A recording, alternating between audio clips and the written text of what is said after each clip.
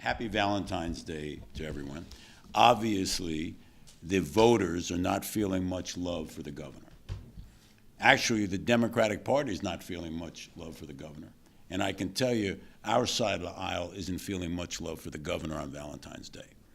This polling out of Monmouth County, I think, is really, really important because a year into the Murphy administration, you're seeing that the public now realizes what we've been saying for the past year, that he's taking New Jersey in the wrong direction.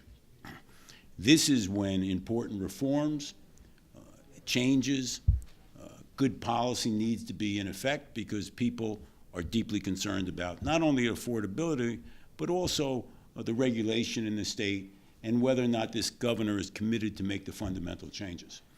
What I have found, which is most distressing, is that the governor has now sent a RFP out for an asset manager.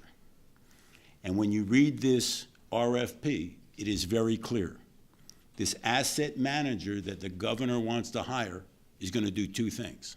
First, evaluate and value state assets. And second, the word is used for consideration of sale of state assets.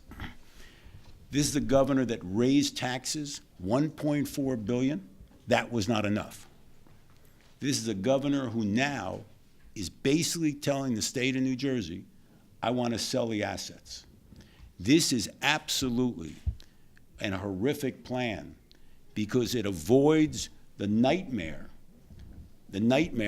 of unaffordability in the state and continues down this avenue to sell state assets. We learned from Governor Corzine that selling the turnpike was the wrong way to go forward in New Jersey. He did town hall meetings, and actually they backfired. When the public hears that this governor, instead of making fundamental changes to government, wants to sell the assets of the state of New Jersey, you're going to see his polling continue to plummet.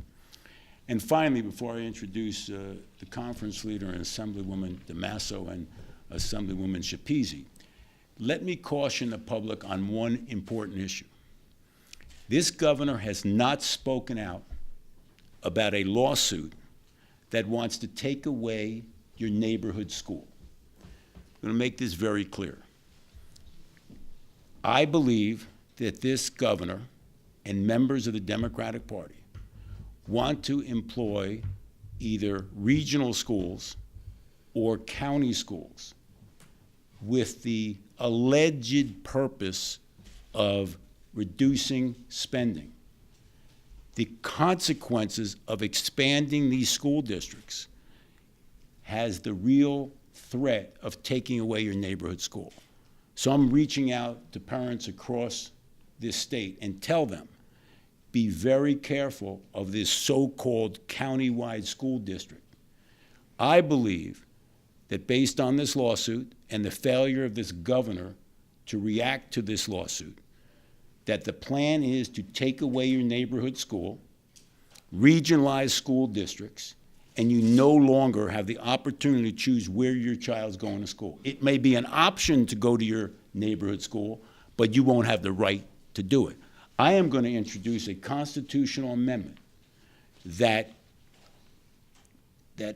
is absolutely necessary, that says you have the absolute right to go to your neighborhood school. Now, if there are seats available in the neighborhood school to allow others to come to that school, that's fine.